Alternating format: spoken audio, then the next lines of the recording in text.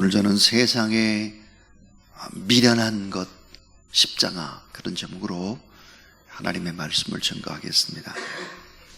모든 연극에는 클라이막스가 있습니다. 연극뿐만 아니라 영화에도 음악에도 이 클라이막스 절정이 있습니다. 모든 찬양에도 절정이 있습니다. 저는 핸델의 메시아 연주를 들을 때 할렐루야를 연속적으로 찬양하는 연창 부분에서 특별히 감동을 받곤 합니다. 이 할렐루야 연창은 2시간 정도의 메시아 연주 중에 후반부의 절정을 나타내는 그런 부분입니다.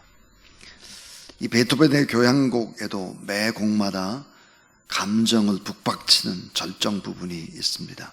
그 절정에는 작곡가, 지휘자나 또 자신의 온 마음과 힘과 열정을 쏟아붓는 아름다움과 또 웅장하고 또 눈물과 또 감동이 있는 것을 봅니다.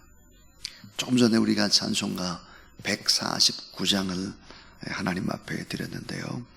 전 이 149장에도 클라이막스가 있다고 생각을 합니다. 4절입니다. 온 세상 만물을 가져도 주 은혜 못다 갚겠네. 놀라운 사랑 받은 나 몸으로 재물 삼겠네. 여러분 다 한번 따라하세요. 몸으로 재물 삼겠네.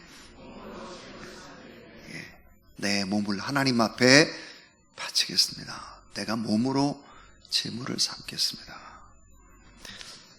자, 사랑하는 성도 여러분, 예수 그리스도의 생애 가운데에도 절정이 있었는데 그 절정은 뭘까?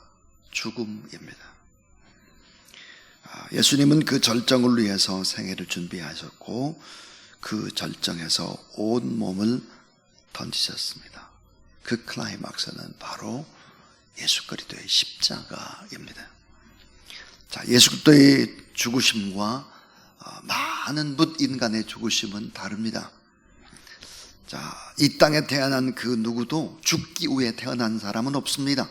잘 살기 위해서 멋진 인생을 꽃 피우는 것을 인생의 목표로 하죠. 죽기 위해서는 아닙니다.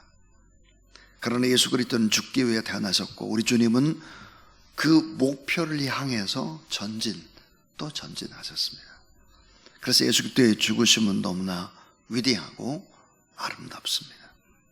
그래서 예수 그리스도를 사랑했던 많은 예술가나 수많은 작곡가나 작가나 또 영화 감독 등 이런 사람들은 주님의 죽으심을 기리면서 그것을 하나님의 영광으로 돌렸습니다. 특별히 우리는 2주간에 걸쳐서 예수 그리스도의 죽으심에 대해서 그 죽으심과 예수님의 생애는 어떤 의미를 가지고 있을까? 부활은 우리에게 어떤 가치를 줄까? 이런 부분들에게 또 우리 집중 조명을 하려고 합니다. 프레딕 로드라고 하는 신학자는 이런 유명한 말을 남겼습니다. 십자가는 세상과 시간과 운명의 정중앙에 깊숙이 꿰뚫었다. 십자가는 우리의 심장에 내리꽂혔다 그랬습니다. 그런데 세상 사람들은 예수님이 십자가에 못 박혀 돌아가실 때 세상에 미련하고 미련한 것이 십자가라고 생각을 했습니다. 고린도서 1장 18절을 보니까 십자가의 도가 멸망하는 자들에게는 미련한 것이요 구원을 얻는 우리에게는 하나님의 능력이라 그랬습니다. 고린도서 1장 22절 23절에도 보면 유대인은 표적을 구하고 헬라인은 지혜를 찾으나 우리는 십자가에 못 박힌 그리스도를 전하니 유대인에게는 꺼리는 것이요 이방인에게는 미련한 것이로다 그랬습니다. 자, 많은 사람들이 십자가를 미련한 것이라고 생각을 했습니다. 이 미련하다라고 하는 헬라의 원뜻이 뭘까? 그것은 지적 장애인이라는 뜻입니다. 지적 장애인들이 이 십자가를 바라본다 그 말이에요. 그 이 십자가라고 하는 것은 어떤 의미를 가지고 있을까? 그 첫 번째 아주 중요한 의미입니다. 십자가는 인간 이해와 상식을 초월하는 것입니다. 인간의 이해, 인간의 상식을 초월하는 것이 바로 십자가다 하는 것이죠. 이 세상 누구도 생각하지 못한 기가 막힌 구원의 방법이었습니다. 그 누가 사형틀로 인류를 구원할 수 있다고 생각을 하겠습니까? 심지어 사탄 마귀도 전혀 생각을 하지 못했습니다. 사람들은 십자가를 이해하지 못했고 부정적으로 생각했죠. 그래서 이 십자가라고 하는 것은 무엇일까? 십자가는 하나님의 역발상입니다. 역발상. 이 십자가는 뭘까? 하나님의 외통수입니다. 외통수. 그 누구도 생각하지 못하는 단 하나의 외통수와 같은 십자가의 부활. 그 십자가는 역설의 진리죠. 패러독스를 보여줍니다. 그러니까 잘 모르는 거예요. 이 십자가라고 하는 것이 미련한 것이지, 바보스러운 것이지, 지적 장애인들이 이 바라보는 것이지, 이렇게 생각을 했단 말이에요. 알리스터 맥거리스라고 하는 사람은 이런 얘기를 했습니다. 기독교인 것과 그렇지 않은 것 사이를 가늠하는 기준은 예수 그리스도의 십자가다. 기독교적인 것과 기독교적이 아닌 것을 구분하는 것은 십자가다 그랬습니다. 예수님 당시 로마에서는 1년에 약 십자가 처형을 받는 사람이 얼마나 됐다? 3만 명 이상이 십자가 처형을 받았다 그랬습니다. 그들 대부분은 정치범이고 흉악범이었습니다. 만약 예수님이 십자가에 못 박혀 죽으시고 부활하지 못했다고 하면 예수님은 어때요? 흉악한 정치범에 불과한 것입니다. 그런데 예수 그리스도는 부활하셔서 우리에게 의가 되어주시고 우리의 희망이 되어주시고 우리의 승리가 되어주셨다는 사실을 여러분 믿으시기를 바랍니다. 십자가가 죽음의 상징 사형틀이지만은 예수님이 십자가를 통해 나를 구원하시는 하나님의 역발상, 전혀 생각할 수 없는, 사탄이 전혀 알 수 없는 십자가는 우리를 사랑하신 하나님의 사랑의 증거요, 십자가는 죽음의 상징이 아니라, 죽음의 끝이 아니라 다시 산다라고 하는 부활과 승리라는 사실. 그래서 사도 바울은 고린도전서 2장 2절에서 이 사실을 깨닫고 이렇게 고백을 하는 것입니다. 내가 너희 중에서 예수 그리스도와 그 십자가에 못 박히신 것 외에는 아무것도 알지 아니하기로 작정하였습니다. 그랬습니다. 내가 자랑할 것이 아무것도 없고 예수 그리스도의 십자가만 나는 자랑한다. 왜? 십자가가 구원이고 십자가가 사랑의 증거고 십자가가 승리의 증거이기 때문에 나는 오직 예수 그리스도의 십자가만을 생각하고 십자가만을 증거한다 그랬습니다. 자, 십자가는 인간 이해와 인간의 상식을 초월하는 것이 바로 십자가다. 두 번째입니다. 이 십자가는 인간을 걸려 넘어지게 하는 무서운 장애물이었습니다. 자, 십자가는 인간을 걸려 넘어지게 하는 무서운 장애물이었다. 그래서 예수 그리스도의 십자가가 저게 무슨 구원을 넣었나, 말도 안 되는 소리, 그렇게 생각을 한 것입니다. 자, 고린도전서 1장 23절에 보니까 뭐라고 얘기를 하고 있나. 십자가는 꺼리는 것이다 그랬습니다. 거리끼는 것이다. 유대인에게는 거리끼는 것이고 이방인에게는 미라는 것이다. 그런데 이 거리끼는 것이라고 하는 뜻이 뭘까? 헬라어의 원뜻이 보니까 스칼랄론입니다. 스칼랄론이 영어로 뭘까? 스캔들이에요. 스캔들. 스캔들을 일으키다, 그런 뜻입니다. 여러분, 스캔들을 일으켰다, 그 의미가 뭡니까? 엄청난 잘못을 일으켜서 소문이 다 났다, 그런 뜻이죠. 스캔들.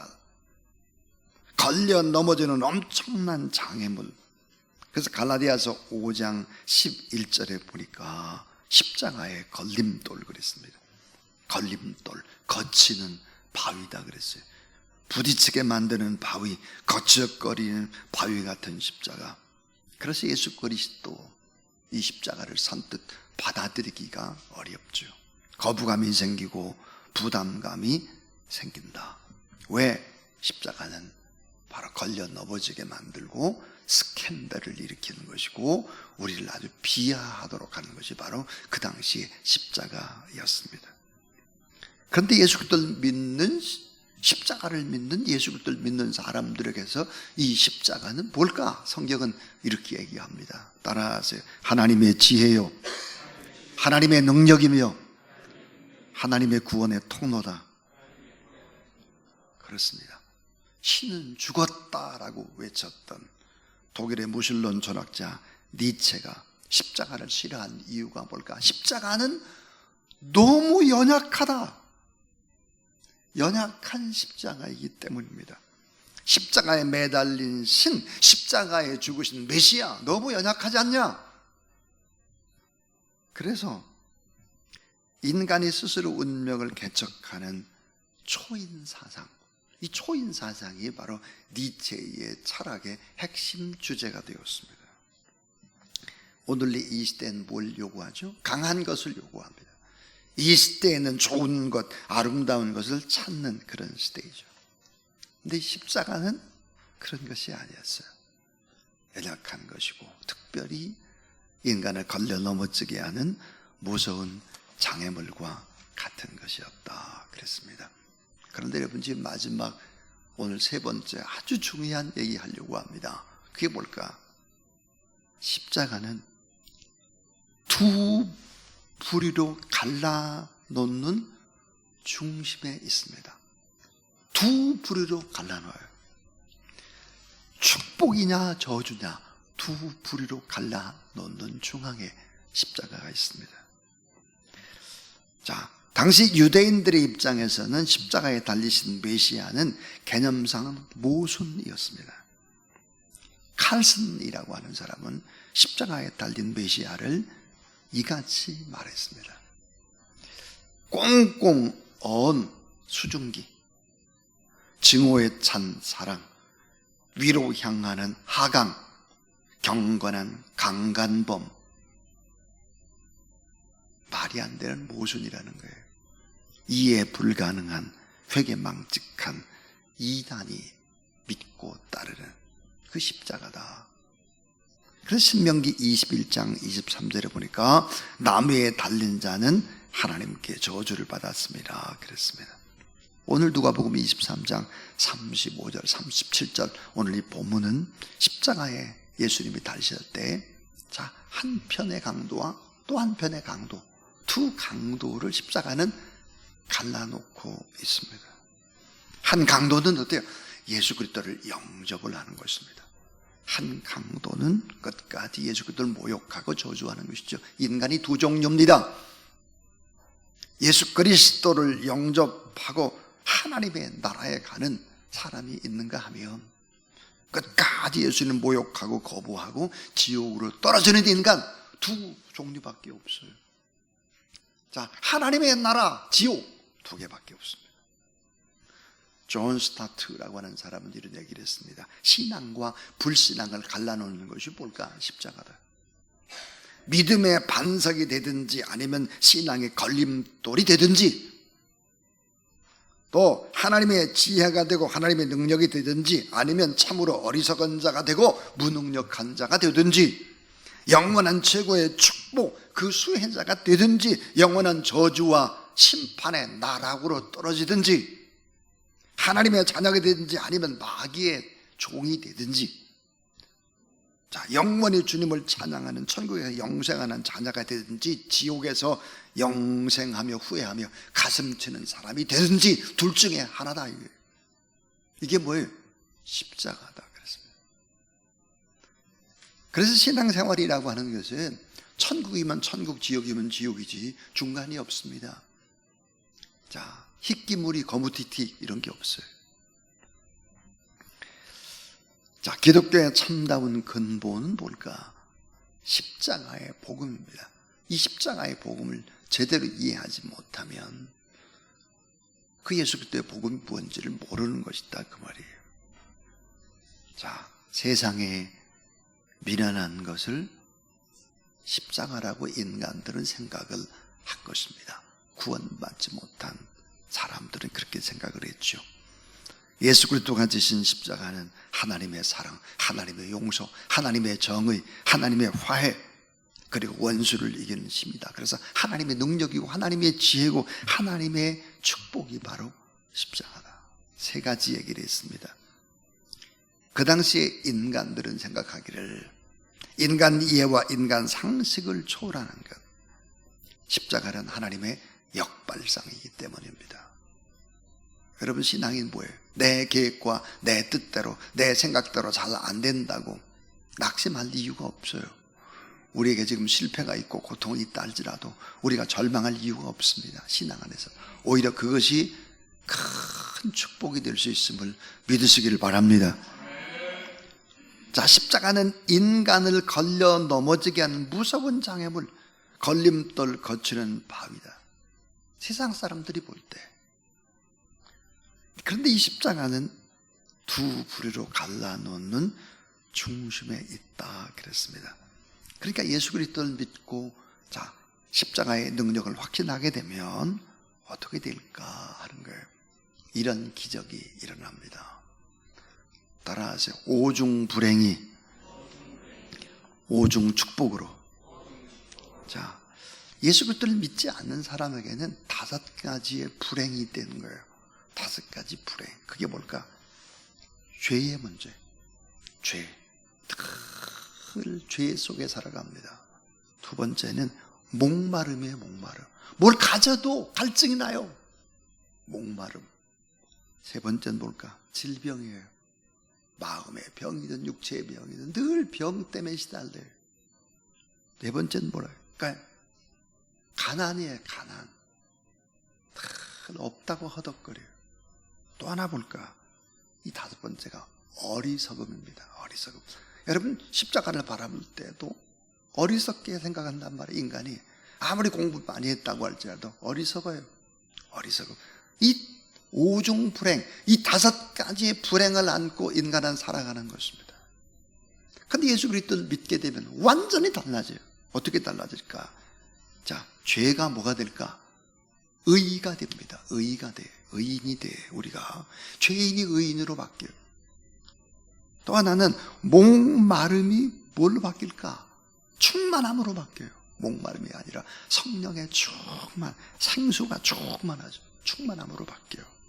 질병이 뭘로 바뀔까? 강건함, 건강으로 바뀌어요. 가난이 무엇으로 바뀔까? 풍요로움입니다.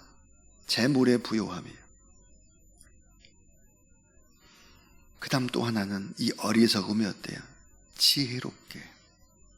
정말 하나님이 지혜를 주신다는 거예요. 그래서 예수 그리스도의 십자가는 이렇게 오중 불행이냐 오중 축복이냐를 갈라놓는 것입니다.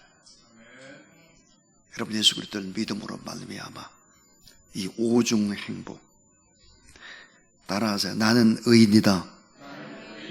나는 성령 충만하다. 나는 강건하다. 나는 재벌이다. 왜 재벌이에요? 하나님의 자녀니까 재벌이죠. 또 나는 천재다. 네, 천재예요. 왜냐하면 십자가를 아니까 천재입니다. 그래서 자, 의, 그 다음 성, 건, 재, 천이에요. 의, 성, 건, 재, 천. 나는 의인이다. 나는 성령 충만해서 목마르지 않다. 의성, 그 다음 건강하다, 재벌이다, 그 다음에 뭐예요? 천재다. 이런 확신, 오중 불행이 오중 행복을 얻게 됐다. 이런 확신을 가지고 주님을 의지하고 바라보며 믿음으로 살아가는 그런 여러분 되기를 주의 이름으로 축원합니다.